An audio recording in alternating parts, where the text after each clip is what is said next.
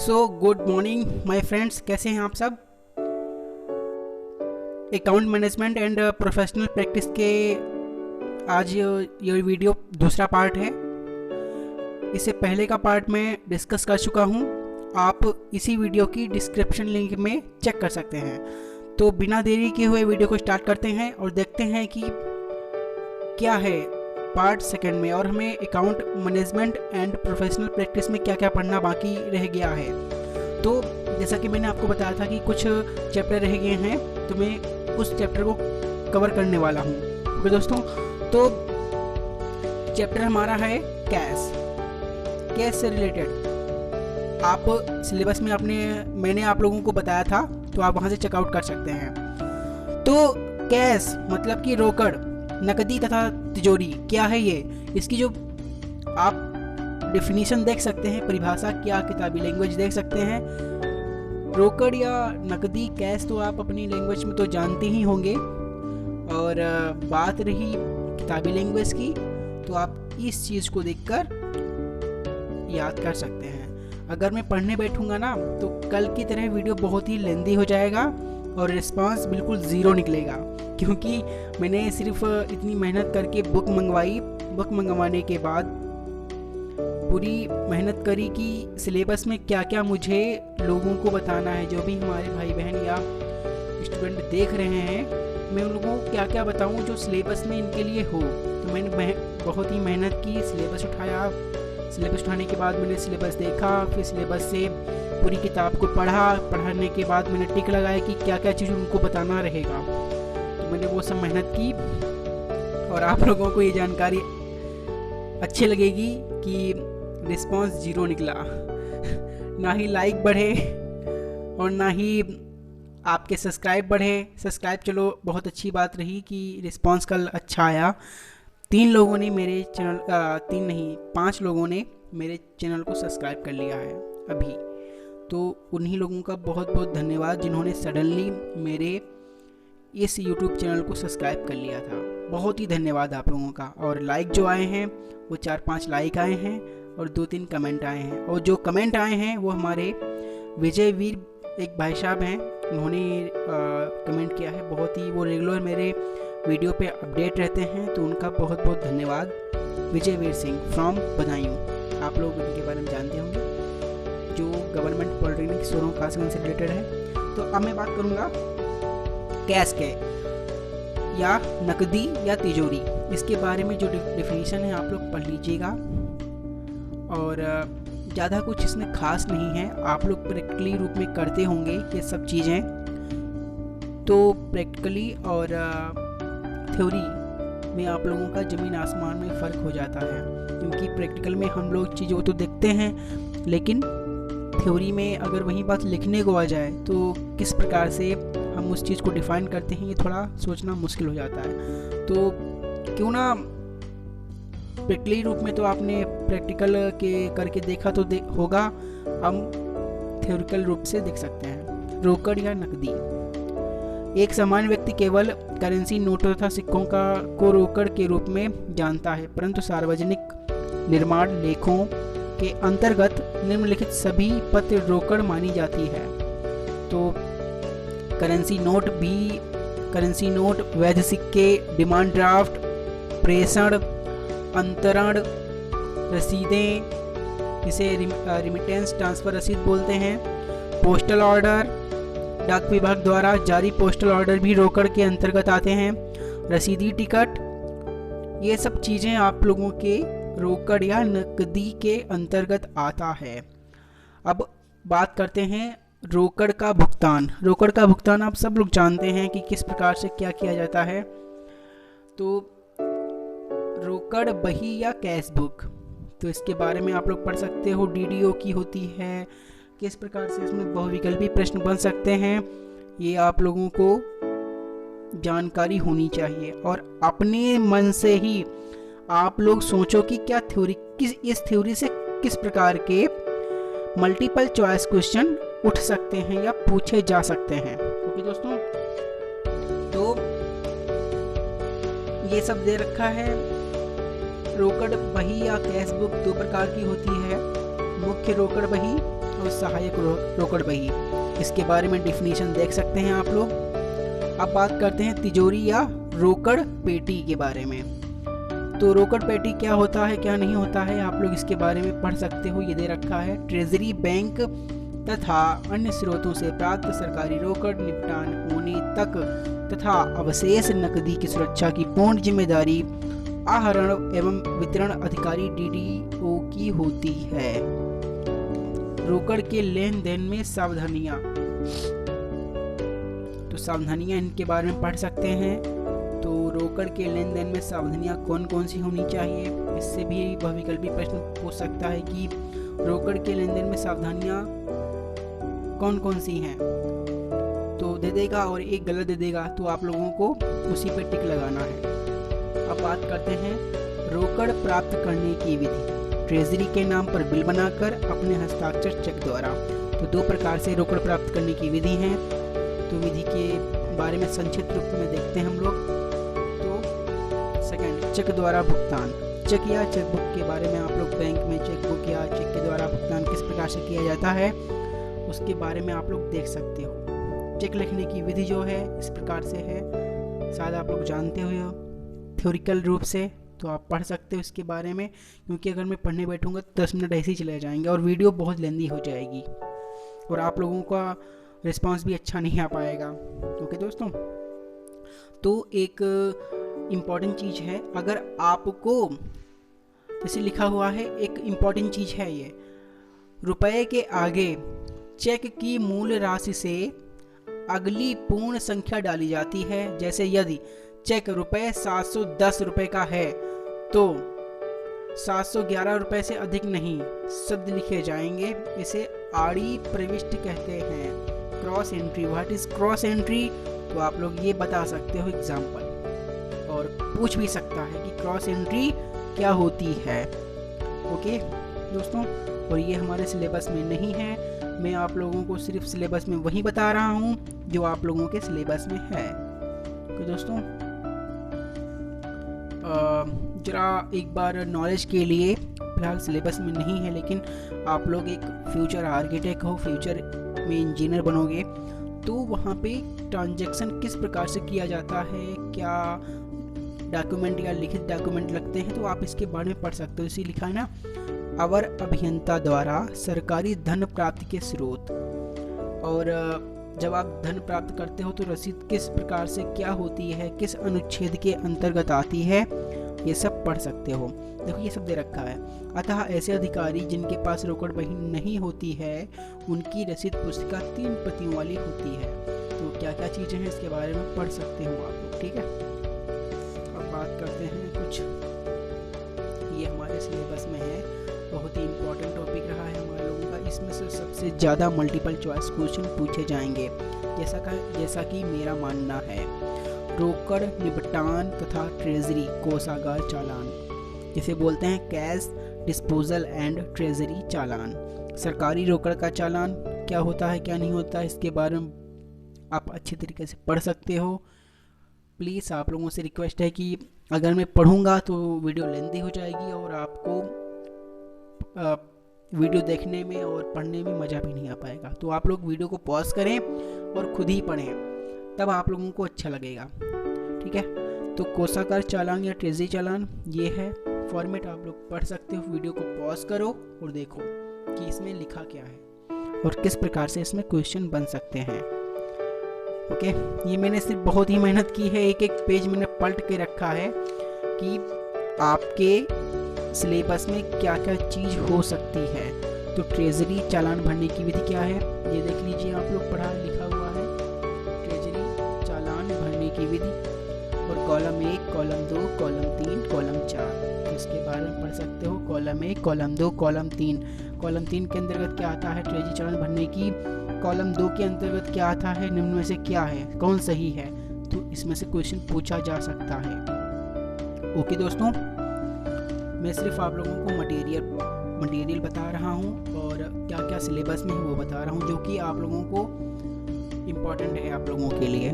Okay, तो ये कुछ फॉर्मेट है, ये लोग देख सकते हो आप लोग, ठीक है। ट्रेजरी चालान का ये फॉर्मेट दे रखा है, देख लीजिए, ये ट्रेजरी चालान का ये जो है ट्रेजरी चालान का एक फॉर्मेट है। इस प्रकार से एक ट्रेजरी चालान होता है।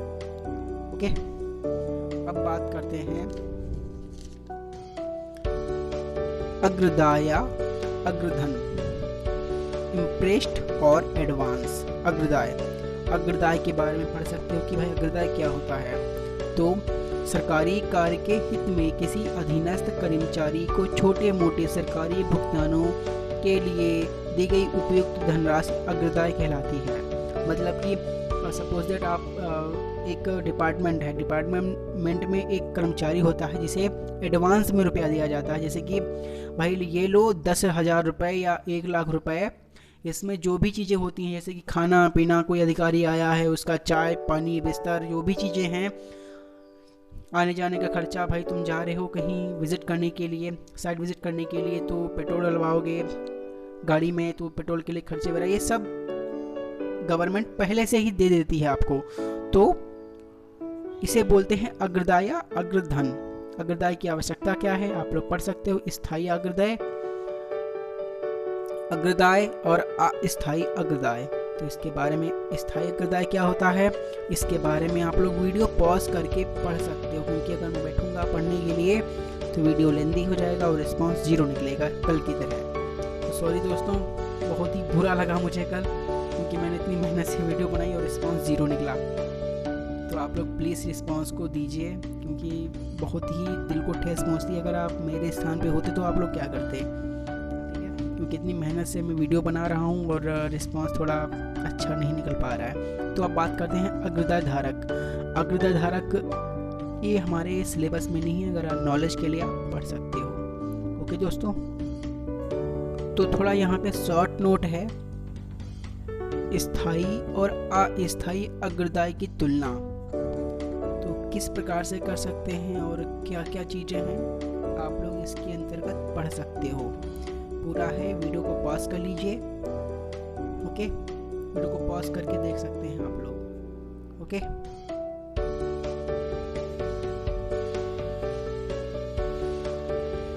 बहुत ही मोस्ट इम्पॉर्टेंट और आपका लास्ट टॉपिक जो है, सबसे अंतिम भाग, बौद्धिक संपदा अधिकार।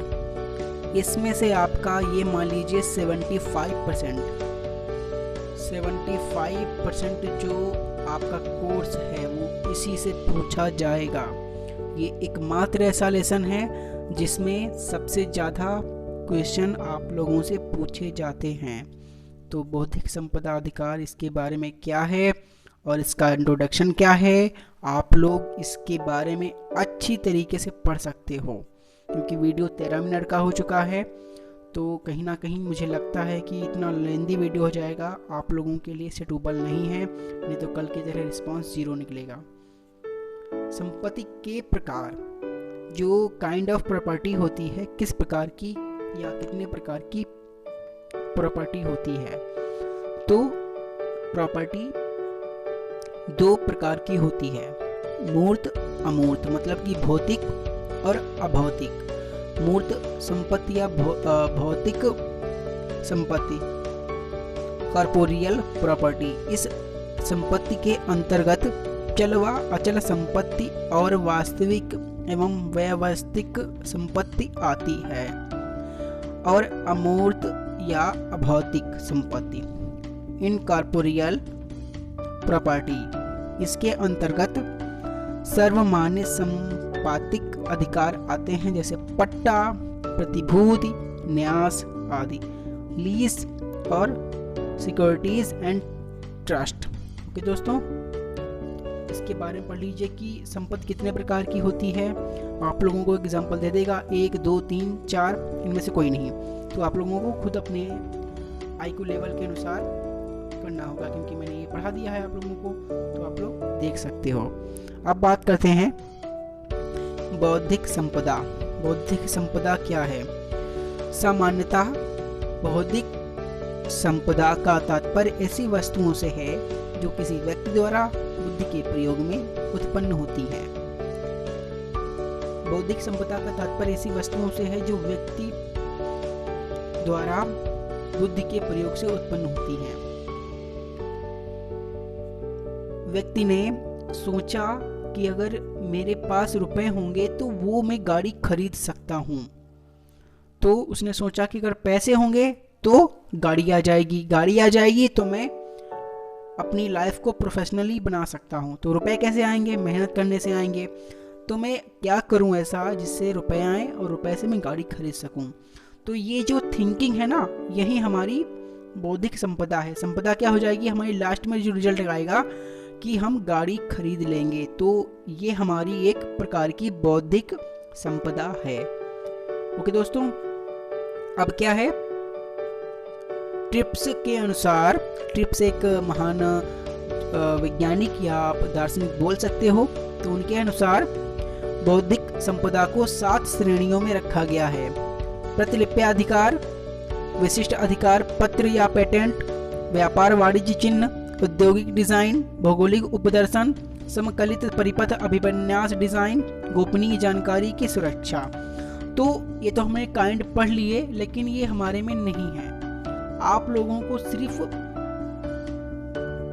इसके बारे में जो इम्पोर्टेंट टॉपिक है वही पढ़ना है। जो मैं आप लोगों को दिखा रहा हूँ आप वही पढ़िए, जो मैंने सिलेबस में देखा है। आप लोग सिलेबस खुद चेक कर सकते हैं। ओके, तो बौद्धिक संपदा की प्रकृति क्या होती है? किसी वस्तु में जहाँ एक विचार निहित है वहीं उसमें उसका द्रव्य भी होता है। अतः एक वस्तु के 2 स्वामी माने जाते हैं। एक उस वस्तु की बौद्धिक संपदा का स्वामी और दूसरा उस भौतिक वस्तु का स्वामी। मतलब कि आपने गाड़ी खरीदी तो आप उसके स्वामी हो गए, और गाड़ी किसने बनाई वो उसका स्वामी हो गया। तो ये चीज हो गई आप लोगों की। ठीक है, और भी पढ़ सकते हैं इसके बारे में। वीडियो को पॉज कर लीजिए, आप पढ़ लीजिए। ओके दोस्तों, क्योंकि अगर मैं पढ़ने बैठूंगा तो वीडियो लेंथी हो जाएगा। ओके, पार्ट ए है, वो वीडियो की डिस्क्रिप्शन में लिंक है, वहां से चेकआउट कर सकते हो। तो बौद्धिक संपदा तथा भू संपदा में भेद। बौद्धिक संपदा क्या होती है, जो मैंने आप लोगों को थिंकिंग बताई, और भू संपदा क्या होती है। जैसे कि यार मेरे मैं गांव में रहता हूं और मेरे पास 1 एकड़ 2 एकड़ खेती है, उसमें मैंने गन्ना बोआ है और गेहूं बोए हैं। तो गेहूं काटूंगा और अपने यूज़ में ले लूँगा और बाकी बाज़ार में बेच दूंगा, वहाँ से पैसे आएंगे और उन पैसों से अपना जीवन यापन करूंगा। गन्ना है, गन्ने को काटूंगा और फैक्ट्री में डालूंगा, उससे रुपए आएंगे और अपना जीवन यापन करूंगा। तो मतलब कि आप उस ज़मीन के खुद के स्वामी हो और आपने फसल के भी खुद के स्वामी हो। तो भू संपदा में स्वामी एक ही होता है, लेकिन प्रॉपर्टी आपकी 2 हो जाती हैं। क्या हुआ? एक तो आपका जमीन जो हुआ वो हो गई प्रॉपर्टी नंबर 1, और प्रॉपर्टी नंबर 2 जो आपकी हो गई वो है आपका रुपया। तो 2 हैं, दोनों एक ही स्वामी से उत्पन्न होते हैं। तो आप लोग ये चीज पढ़ सकते हो। भौतिक संपदा मैंने बता दिया, और भू संपदा क्या होती है इसके बारे में मैंने बता दिया आपको। अब बात करता हूँ बौद्धिक संपदा का वर्गीकरण। तो इसको पढ़ सकते हो, classification of intelligence and property, important चीज है, ये आपके सिलेबस में है, आप लोगों को अच्छी तरीके से पढ़ना है। प्रतिलिप्याधिकार, कॉपीराइट। कॉपीराइट क्या है? इसके अंतर्गत साहित्यिक, कलात्मक और वैज्ञानिक कृतियां आती हैं। औद्योगिक संपदा, इसके अंतर्गत पेटेंट, औद्योगिक डिजाइन व आविष्कार, व्यापार चिन्ह, सेवा चिन्ह, वाणिज्यिक नाम और पदनाम इत्यादि आते हैं। तो आप लोगों इसके बारे में पढ़ सकते हो, या वीडियो को पॉज करके आप लिख सकते हो। ठीक है, अगर आप लोगों का मन है पढ़ने का, पढ़ लीजिए। अगर आप वीडियो को देख रहे हो, अगर आप चाहते हो कि हाँ कुछ इंपॉर्टेंट चीज़ मैंने बताई है इस किताबी लैंग्वेज से हटकर, तो आप उस चीज़ को नोट डाउन भी कर सकते हो। बौद्धिक संपदा का अधिकार, ये बहुत ही मोस्ट इम्पोर्टेंट क्वेश्चन है और ये आपके सिलेबस में है, और आप इसी चीज़ से आपके 1 या 2 क्वेश्चन मेरे हिसाब से उठ सकते हैं या पूछे जा सकते हैं। तो बौद्धिक संपदा का अधिकार क्या है? तो यह अधिकार व्यक्तिगत अथवा संपत्तिक हो सकते हैं। व्यक्तिगत अधिकार अंतरणीय नहीं होते हैं, जबकि संपत्तिक अधिकार अंतरणीय होते हैं। बौद्धिक संपदा, मैंने आपको बौद्धिक संपदा और भू संपदा के बारे में बताया था, तो उसी पर ये चीज़ है, उसी पर डिफाइन है पूरी, या उसी का बेस है ये। यह अवधि बीत जाने पर बौद्धिक संपदा पर व्यक्तित्व अधिकार समाप्त हो जाता है। और यह संपदा एक सामान्य सार्वजनिक संपदा में बदल जाती है। जैसे कि बौद्धिक संपदा का अधिकार मतलब कि अगर आपने गाड़ी ले ली, ठीक है, जैसे मैंने प्रीवियस मैंने एग्जाम्पल बताया था, तो आपने गाड़ी ले ली, ठीक है, खुदा ना खास्ता आपको कुछ हो जाए तो आप सपोज दैट आपकी किसी रियल केस में आप वहाँ पे उपस्थित नहीं हो, या आपकी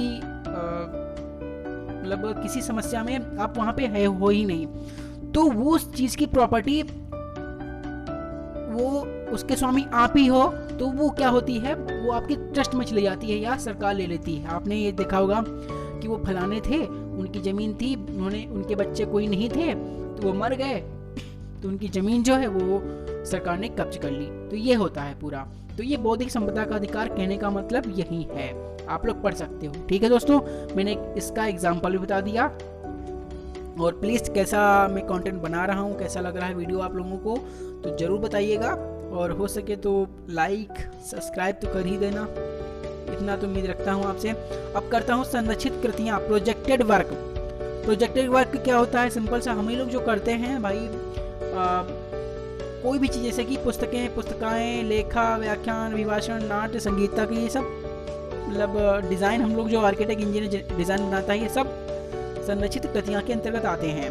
यही हमारा वर्क होता है। जैसे कि नीचे लिखा नहीं है, न्यूनतम 50 वर्ष की अवधि के लिए प्रभावी रहते हैं। 50 वर्ष के लिए सब पूरा प्रभावी रहते हैं संरक्षित कृतियाँ। उसके बाद इनका अस्तित्व खत्म हो जाता है। इनका अपने तो अंडर में होता है, लेकिन सरकार के अंडर में नहीं होता है। अगर सपोज आपने गाड़ी ली तो 50 साल के बाद उसकी कोई वैल्यू नहीं है, मतलब सरकार इसको कहेगी आप इसको बंद कर दीजिए, चाहे इसको कबाड़ में बेच दीजिए, लेकिन इसको यूज़ मत कीजिए, क्योंकि 50 साल के बाद उस चीज़ का वैल्यूएशन ख़त्म कर देगी। ये सब चीज़ें होती हैं। विश्व बौद्धिक संपदा संगठन VIPO, तो इसमें से क्वेश्चन पूछ सकता है कि VIPO का फुल फॉर्म बताइए। तो आप लोगों को यहाँ पे पढ़ सकते हैं वर्ड इंटेलेक्चुअल प्रॉपर्टी ऑर्गेनाइजेशन, तो इसके बारे में पढ़ सकते हो कि भाई, और ये भी क्वेश्चन पूछ सकता है कि विश्व बौद्धिक संपदा संगठन कब लागू हुआ था। ठीक है, तो 1974 में संयुक्त राष्ट्र का विशिष्ट अभिकरण बना। विश्व बौद्धिक संपदा संगठन का लक्ष्य अंतर्राष्ट्रीय सहयोग द्वारा मानव जाति की आर्थिक, सामाजिक एवं सांस्कृतिक प्रगति के लिए मानव मस्तिष्क की रचनाओं, आविष्कारों के प्रचार प्रसार, उपयोग और संरक्षण द्वारा बढ़ावा देना है। तो इसके बारे में पढ़ सकते हैं। 101% आप लोगों को ये ध्यान रख लीजिए, जितने भी अधिकार हैं उनके बारे में आप लोग जरूर पढ़ लीजिए। जैसे कि एक अधिकार हो गया बौद्धिक संपदा अधिकारों का विस्तार, तो विस्तार जो है आप लोग पढ़ सकते हो, क्योंकि अगर मैं पढ़ूंगा तो वीडियो लंबी हो जाएगी। आप लोग पढ़ सकते हो वीडियो को पॉज करके। ठीक है, अब बात करते हैं अतिलंघन या उल्लंघन करना, किस प्रकार से मतलब उल्लंघन करेंगे तो आप सजा क्या होगी, तो ये सब चीज़ें हैं। अब बात करते हैं बौद्धिक संपदा के संरक्षण की आवश्यकता, क्यों आवश्यकता है। तो बौद्धिक संपदा का राष्ट्र की अर्थव्यवस्था के विकास, संवर्धन और संरक्षण के लिए महत्वपूर्ण योगदान रहता है। भारत में बौद्धिक संपदा अधिकार से संबंधित निम्न कानून हैं। तो कानून जो हैं, अब आप लोगों का मोस्ट इंपॉर्टेंट टॉपिक आया है। इसी में से आप लोगों का 65% कवर होगा। कितना? 65% कवर। 65% कवर। इसी से क्वेश्चन सबसे ज़्यादा पूछे जाएंगे, जितने भी अधिनियम हैं। ठीक है, और अधिनियम वर्ष कब लागू हुआ, कहाँ लागू हुआ और इसका तात्पर्य क्या है, इसके बारे में पढ़ लीजिएगा आप लोग। ठीक है, प्रतिलिपि अधिकार 1957, कॉपीराइट एक्ट। अगर आप जैसे कि आपने कोई कंपनी है, LG है, ठीक है, तो आपने क्या किया, मैंने कहा यार LG कंपनी बहुत ही फेमस है, क्यों ना मैं LG के ही प्रोडक्ट बनाने लगूँ। तो आपको LG कंपनी के पास जाके कहेंगे कि मैं आपके प्रोडक्ट बनाना चाहता हूँ, क्या आप मुझे ऑथराइज या मुझे ऑथराइज करेंगे, क्या मैं बना सकता हूँ आपको। तो वो कहेंगे हाँ बना सकते हो, क्यों नहीं बना सकते हो आप। तो वो अपने द्वारा एक लिखित प्रत्यापन देगी आपको कि हाँ आप कर सकते हो। अगर आपने उसको बिना बताए ही आपने LG के कर दिए, आपने LG का ब्रांड बनाना स्टार्ट कर दिया, तो वो कंपनी आप पर कॉपीराइट एक्ट लगा सकती है और आपको जेल भेज सकती है। तो ये कहने का मतलब है इसका कॉपीराइट एक्ट का। ठीक है, अब प्रतिलिपि अधिकार ये देख लीजिए, इस वर्ष 1983, 1984, 1992, 1994, 1999 में संशोधित किया गया, इंग्लैंड में किया गया था 1911। ठीक है, पढ़ सकते हो आप लोग। प्रतिलिपि अधिकार के लिए महत्वपूर्ण शर्तें ये शर्तें हैं, पढ़ लीजिए जो मैंने आप लोगों को बताई हैं। मेरे अब शर्तें क्या हैं इसी में छुपी हुई हैं, ठीक है। प्रतिलिपि अधिकार की विषय वस्तु, ठीक है, वस्तु वैसे इतना इम्पोर्टेंट नहीं है, अब इतना कुछ इम्पोर्टेंट नहीं है। हाँ देखिए ये रहा प्रतिलिपि अधिकार अधिनियम 1957 द्वारा प्रदत्त अधिकार, right conferred bye copyright act. वही चीज़ें हैं जो मैंने आप लोगों को बताया कि जो चीज़ ऑथराइज है, कंपनी बना रही है तो उसकी आप कॉपी नहीं कर सकते, उसका लोगो नहीं चुरा सकते, उसकी कंपनी के प्रोडक्ट आप नहीं चुरा सकते, नहीं बना सकते जब तक कि वो कंपनी आपको ऑथराइज नहीं करती है। यही कहने का मतलब है। और एक्ट वगैरह कब क्या हुआ इसके बारे में पढ़ सकते हो, इसमें दे नहीं रखा है, आप लोग चेकआउट कर सकते हो, ठीक है। और प्रतिलिपि की अवधि 60 वर्ष आगामी कैलेंडर वर्ष की गणना के करते हुए ली जाती है। 60 वर्ष होती है मृत्यु से 60 वर्ष के बाद, ठीक है। क्वेश्चन किस प्रकार से बन सकते हैं, आप लोग समझदार हैं, अच्छे हैं, पढ़ सकते हैं, ठीक है। अब ये सब चीज़ें हैं, विवाद का निपटान, भाषांतर व प्रकाशन, कुछ नहीं है ज़्यादा इम्पोर्टेंट इसमें। अब विरुद्धोपचार, ये दंड है जो अगर आप करोगे ऐसा कुछ तो आप लोगों को ये दंड देना पड़ सकता है और आपको जेल भी हो सकती है, 3 वर्ष का जेल, 6 मास न्यूनतम और 3 वर्ष अधिकतम, और आपको इतना दंड देना पड़ जाएगा। ओके दोस्तों, जैसा भी आपकी कंपनी होगी, ठीक है। अब बात करते हैं patent act. Patent act 1970-2005। Patent क्या होता है? पेटेंट शब्द लैटिन भाषा की उत्पत्ति है, इसका अर्थ होता है खुला रहना, प्रकट करना। पेटेंट इसके आविष्कार उत्पादक को उसकी कृति को सीमित अवधि के लिए बनाने, उपयोग करने, प्रदर्शित करने और विक्रय करने का अन्य अधिकार प्रदान करता है। जैसे कि आपने सपोज दैट आपने कार बनानी स्टार्ट कर दी तो कंपनी क्या कहेगी, आप बना सकते हो लेकिन आपका ये लाइसेंस है इतने साल तक, 5 साल तक वैलिड है। आपने 5 साल तक बनाई, कारें खूब बनाई, उसके बाद क्या किया, सरकार के पास गए कि सर मेरा लाइसेंस ये एक्सपायर हो चुका है, आप इसको रिन्यूअल कर दीजिए। तो ये इसका कहने का मतलब है विशिष्ट अधिकार पत्र या पेटेंट अधिनियम। ओके दोस्तों, मैं आप लोगों को प्रैक्टिकली समझा भी रहा हूँ, तो कैसा लगा वीडियो, लाइक भी करते चलें और सब्सक्राइब भी करते चलें। पेटेंट के प्रकार, काइंड ऑफ पेटेंट, पेटेंट क्या है मैंने आपको बता दिया है। तो ये विषय वस्तु पेटेंट और गुणवत्ता पेटेंट, क्वालिटी पेटेंट और ऑब्जेक्टिव पेटेंट क्या होता है। इसके अंतर्गत उत्पाद, प्रक्रिया अथवा संकर संबंधी पेटेंट आते हैं। एग्जाम्पल बन सकता है एमसीक्यू कि पेटेंट कितने प्रकार के होते हैं बताइए, उसमें से बता देगा 1 2 3 4, इनमें से कोई नहीं, तो आप लोगों को 2 पे टिक लगाना है। अब कोई पूछेगा कि इसमें से कौन पेटेंट का प्रकार नहीं है, विषय वस्तु, गुणवत्ता दे देगा और कोई और दे देगा और इसमें से कोई नहीं, तो आप लोगों को जो नहीं है उस पर क्लिक करना, ठीक है। आप लोग किस प्रकार से एमसीक्यू बन सकते हैं, अपना आईक्यू जरूर लगाइए, आईक्यू लेवल कितना है आपका वो आपकी सोचने पर निर्भर करता है। ओके, तो अब बात करते हैं, हाँ ये पेटेंटीकरण एवं गैर पेटेंटीकरणीय आविष्कार, तो इसके बारे में पढ़ सकते हो। अप्रकटता तथा व्यापारिक औद्योगिक उपयोग के आधार पर आविष्कार को पेटेंट अधिकार प्रदान किया गया है। आविष्कार एवं आविष्कार की सब चीज़ें आप डिफाइन कर सकते हैं।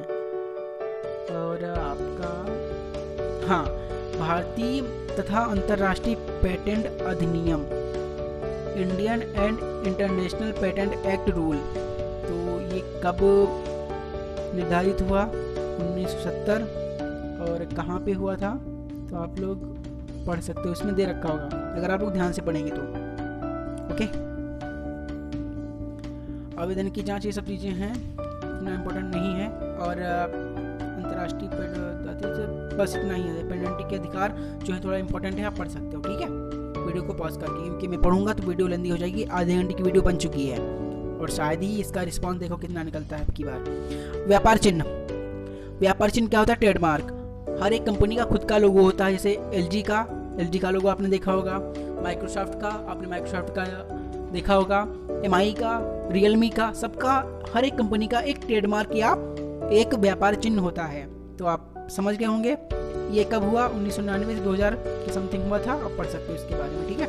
ये चीज़ रहा पंजीकरण, व्यापार चिन्ह कैसे क्या पंजीकरण होता है, ग्राहकों को लाभ कैसे मिलता है, गुणवत्ता की गारंटी कैसे ली जाती है, ये सब चीज़ें पढ़ सकते हो। व्यापार चिन्ह से संबंधित महत्वपूर्ण बातें आप लोगों को, क्योंकि आप इन फ्यूचर आप एक आर्किटेक्ट हो तो आप खुद एक फर्म बनाओगे, उसकी एक लोगो बनाओगे, तो किस प्रकार से क्या चीज़ें हैं इसके बारे में पढ़ सकते हो आप। ठीक है, वीडियो को पॉज करके पूरा पढ़ सकते हो।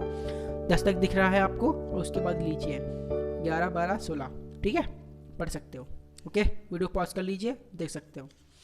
अब बात करते हैं व्यापार चिन्ह की अवधि 10 वर्ष होती है।